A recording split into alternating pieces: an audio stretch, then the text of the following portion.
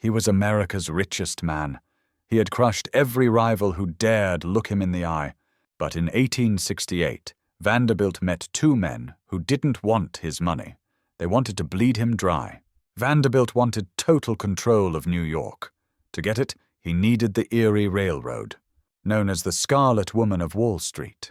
Beautiful, corrupt, and completely broken.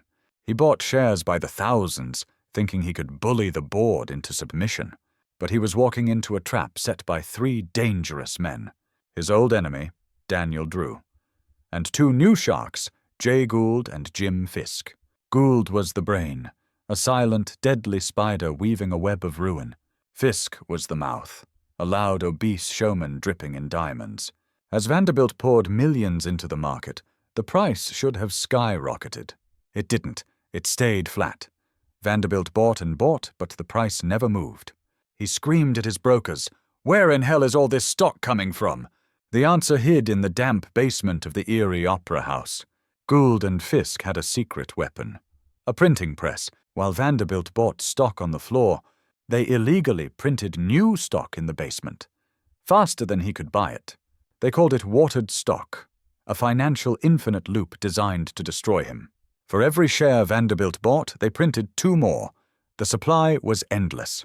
Vanderbilt was trying to drain the Atlantic Ocean with a bucket. He spent $7 million cash, over $1 billion in today's money. Finally, he checked a certificate. The ink smeared on his thumb, still wet. Realizing the con, he roared with rage and unleashed the police. Gould and Fisk grabbed the cash, stuffed it into bags, and ran for the docks. They jumped on a ferry to New Jersey, where Vanderbilt's law couldn't reach.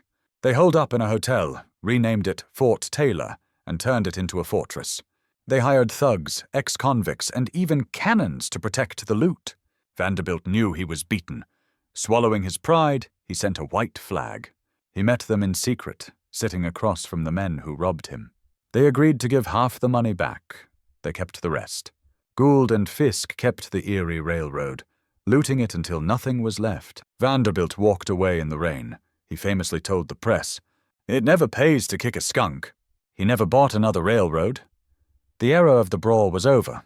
He focused his remaining years on his final monument, Grand Central Terminal.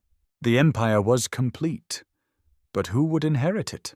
If you're not following the wise way forward, you won't see the fall of the dynasty in Part 5.